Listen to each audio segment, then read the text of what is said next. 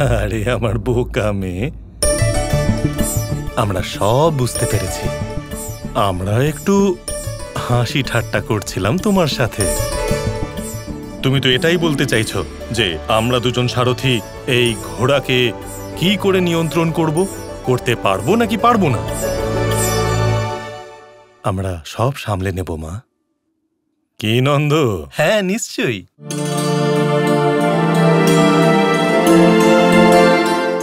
হে নারায়ণ, রাধার অবস্থা তো এখনই এরকম। সারাদিন কাটাবে কি করে? ওই কৃষ্ণ এখন আমার রাধার সঙ্গে নতুন একটা খেলা খেলছে মা। রাধার সামনে মৌন ব্রত রাখার নাটক করছে ও। আর এখন রাধা সত্যিকারের মৌনব্রত পালন করছে। ও কিচ্ছু বলছে না মা। রাধার এই মৌনতা, এই মৌনতা তো ভাঙবে সবার মাঝে, এমন করে ভাঙবে যে সে চেঁচিয়ে চেঁচিয়ে বিলাপ করবে, বাবা, কাকা। জানো কেন? কারণ কেশী বৃষভান আর নন্দকে হত্যা করবে।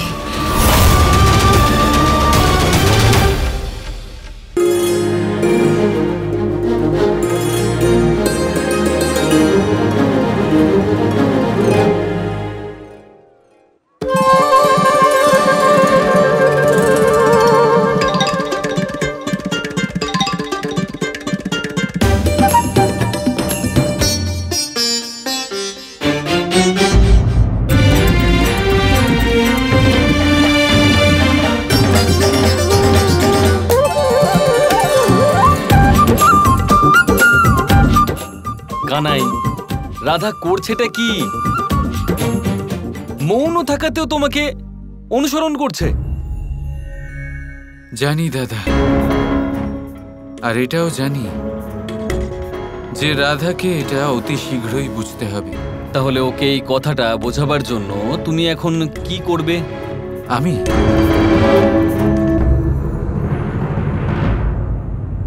আমি দেখব যে কতক্ষণ রাধা নিজেকে ভুলে কৃষ্ণের স্বরূপ নকল করার চেষ্টা করতে থাকে।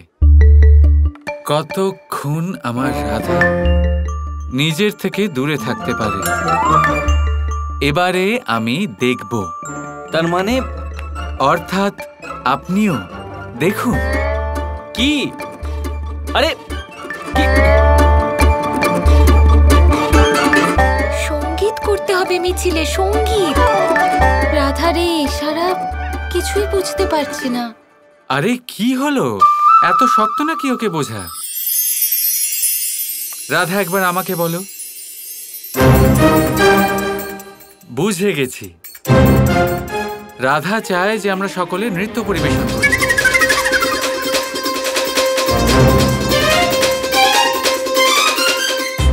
আরে না, আমি এটা বলিনি। হ্যাঁ রাধা,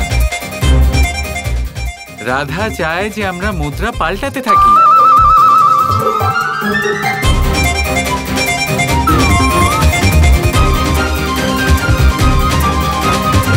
ও তো চলে গেল। করো, তোমরা সবাই এরকম করো, আমি আসছি।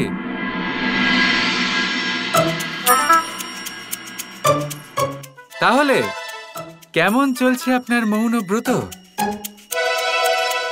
তাহলে তুমিও তা শিখে গেছো যা আমি। যদি না বলতে চাও তাহলে হ্যাঁ, যদি হ্যাঁ বলতে চাও তাহলে না।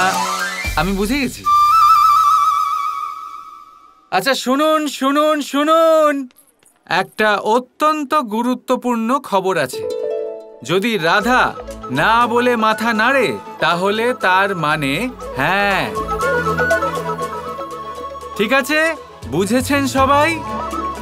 কেউ ভুল করবেন না।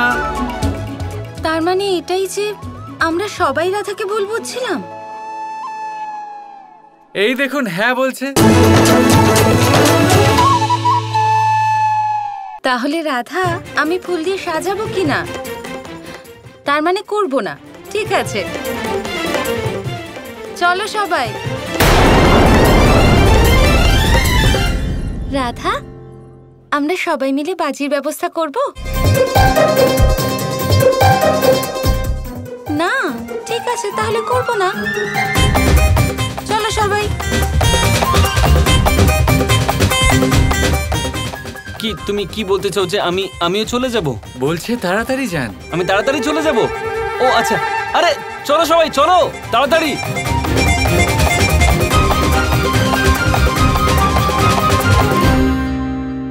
তাহলে আমার মিছিলের সমস্ত কাজ তুমি একা করতে চাও? এত কাজ আছে, আমি একা কি করে করব কৃষ্ণ? এবারে কি হবে? সবাই চলে গেল, মিছিল বেরোবে কি করে?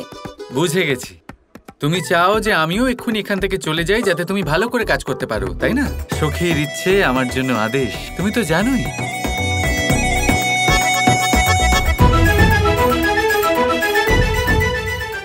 কৃষ্ণ,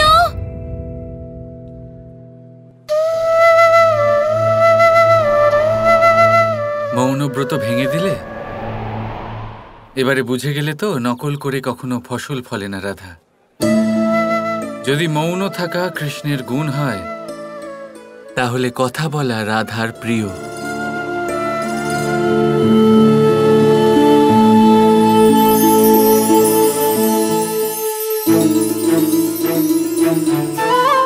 তুমি আমাকে দেখে মৌনব্রত রাখলে কেন? কারণ আমি তোমাকে ভালোবাসি। আর আমি সব বুঝে গেছি যে তুমি ভীষণ মহান কৃষ্ণ। কেউ তোমার মতো হতে পারবে না, কারোর তোমার সাথে তুলনা হবে না। যে মৌনতা তুমি সারাদিন পালন করতে পারো কৃষ্ণ, তা আমি একটুও রাখতে পারি না। সত্যি তুমি ভীষণ মহান, গুণের ভান্ডার। সত্যি আমি তোমাকে ভীষণ ভালোবাসি কৃষ্ণ।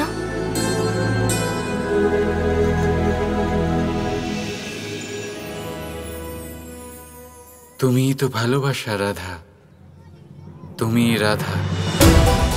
ধারা হয়েও না, নিজের অস্তিত্ব, নিজের সর্বস্ব সামলাও, নয়তো ভালো হবে না।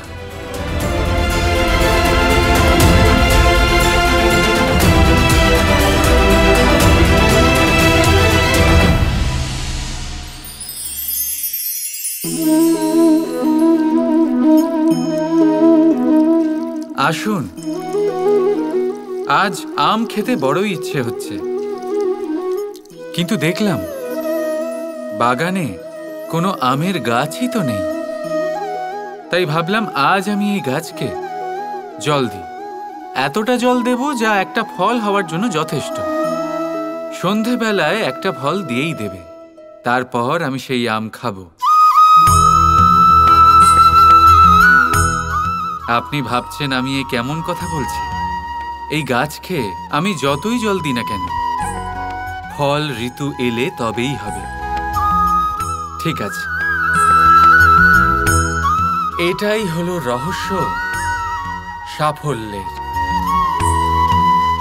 ঋতু এলে ফল নিশ্চয়ই হবে, কিন্তু তার আকার আপনাকে অবশ্যই বলে দেবে যে সেই বৃক্ষের কতটা খেয়াল রাখা হয়েছে।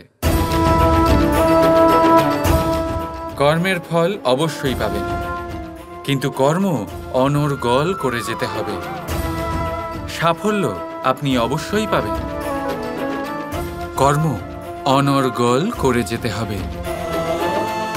একটা শুভ কর্ম করে কিচ্ছু হবে না।